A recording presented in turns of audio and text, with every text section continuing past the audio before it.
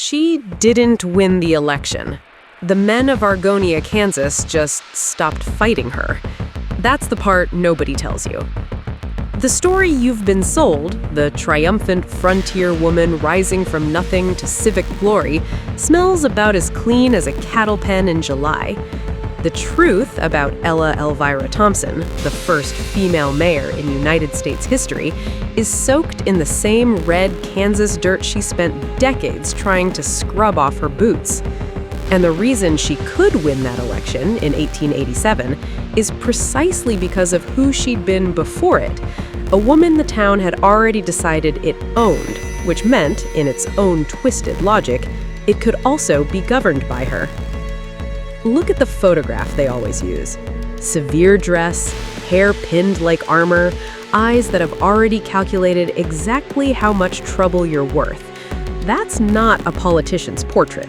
That's a woman who learned early that the only currency more reliable than money was information, and she had collected debts on both.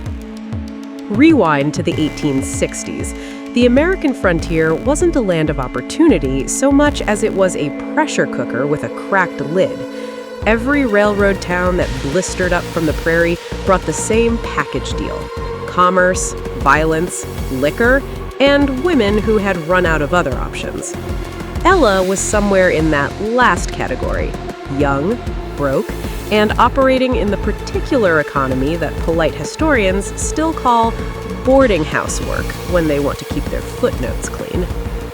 The specifics of her early years are deliberately buried. Court records that should exist don't. Census entries are vague in the way that suggests someone went back later with an eraser.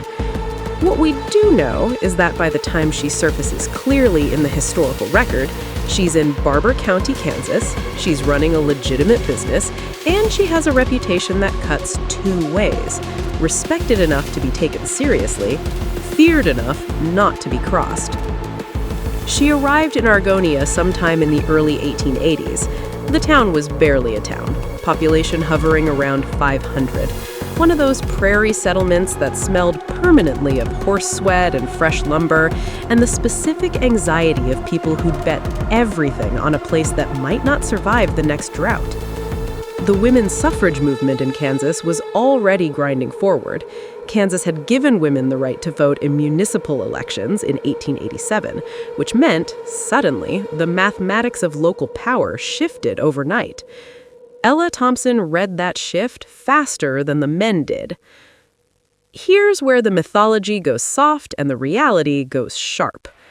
The popular version of this story packages Ella as a symbol, a beacon of suffragist progress, a clean parable about gender and persistence. Organizations put her name on awards. Elementary school curricula mention her in the same reverent breath as Susan Anthony.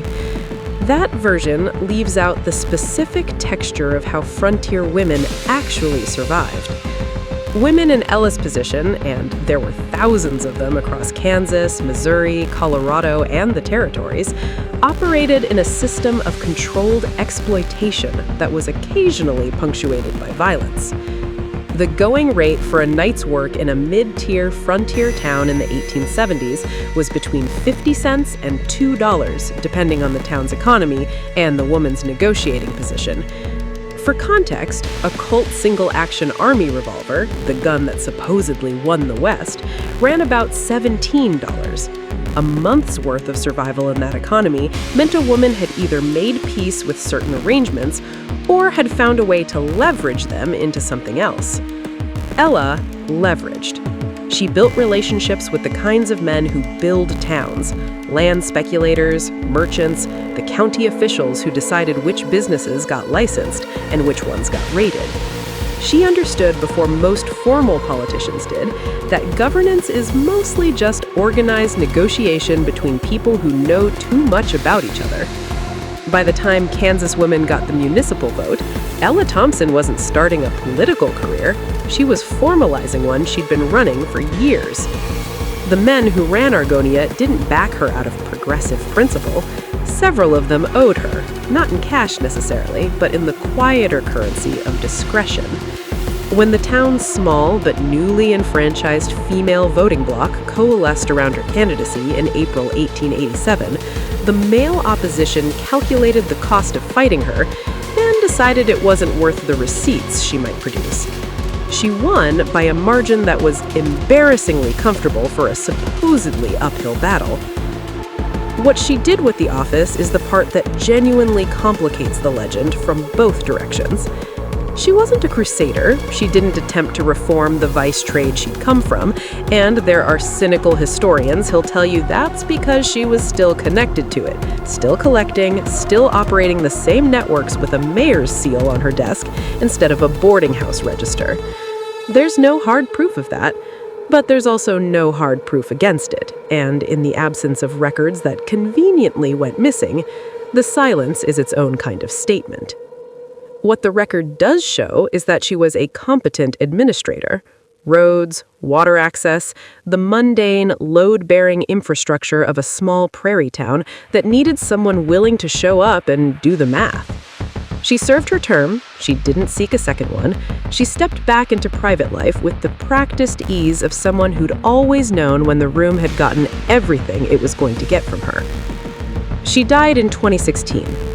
39 years after the election, long enough to see Prohibition arrive and conclude, long enough to watch the frontier mythology she'd actually lived through get lacquered into something unrecognizable by dime novels and Wild West shows. The obituaries were respectful and brief and carefully omitted anything that happened before Argonia. She would not have been surprised. She'd spent her whole life watching men write the parts of history they wanted to keep. The grave is in a small Kansas cemetery. The stone is plain, it gives her name, her dates, and the word mayor.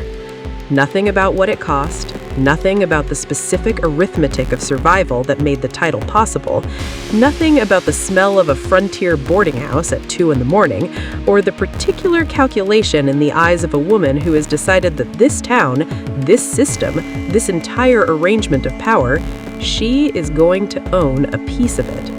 One way or another, however it takes, however long it takes. Just the word, mayor.